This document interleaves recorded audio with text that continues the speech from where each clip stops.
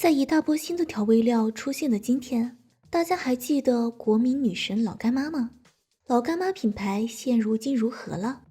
这一国民品牌又是怎样发展起来的呢？今天就让我们一起来看一下。Hello， 大家好，这里是哈比亚频道。我们的频道将在周五每2周一更，欢迎大家订阅并打开小铃铛，以便第一时间收到我们更新的提醒。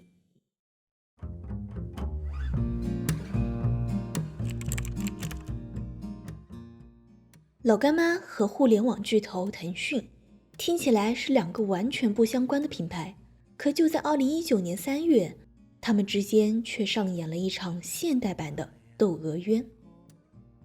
该月，3名自称是老干妈市场营销经理的人士与腾讯签订了联合市场合作推广协议。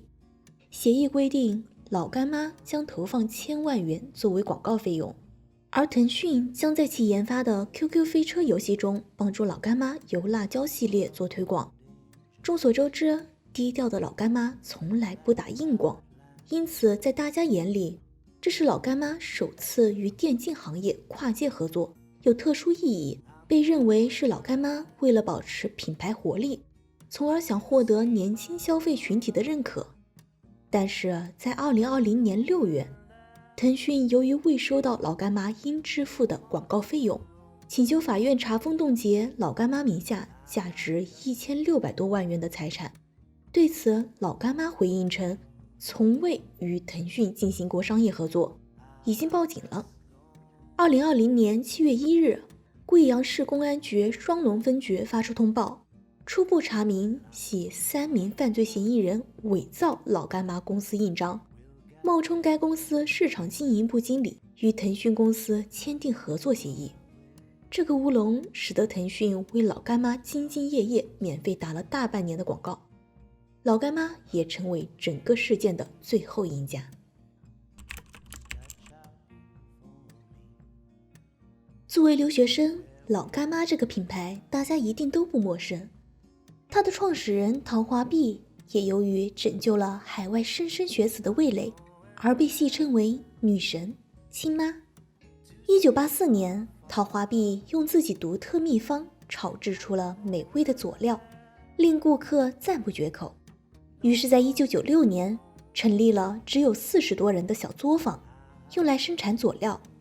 但是到现在，当初的小作坊已经发展成为了拥有3个生产厂区、4000多名员工、占地750亩，在全球30多个地区都有售的跨国食品公司。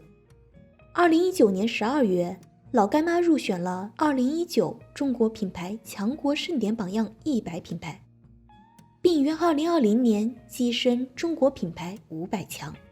值得一提的是，陶华碧女士为老干妈定了一条规矩，就是不上市、不贷款、不融资、不参股。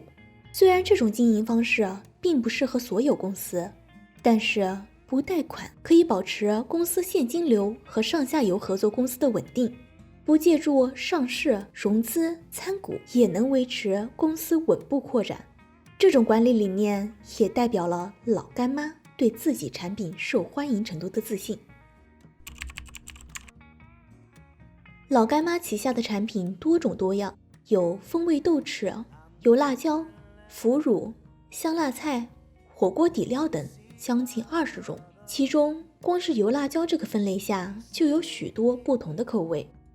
比较受欢迎的有香辣脆油辣椒，里面的辣椒、洋葱和豆豉都口感酥脆，越嚼越香。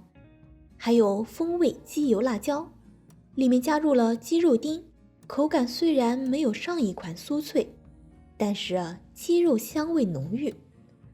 辣3丁油辣椒也非常受欢迎，由花生、大头菜、炸豆腐组成的辣3丁风味独特，甚至可以直接当零食吃。风味豆豉作为经典款，是经常回购的爆款产品，用来炒肉、烧豆腐、凉拌菜都是不错的选择。这样的老干妈谁会不喜欢呢？你的留学生涯里第一瓶酱料是老干妈吗？你最喜欢老干妈的哪一种酱料口味呢？平时用老干妈做什么菜吃呢？欢迎在评论区留言讨论。今天的视频到这里就结束了。如果喜欢这类小科普型视频，欢迎点赞、转发、收藏、订阅我们的视频和频道，并打开小铃铛，以便第一时间收到最新视频上线的提醒。我们下次视频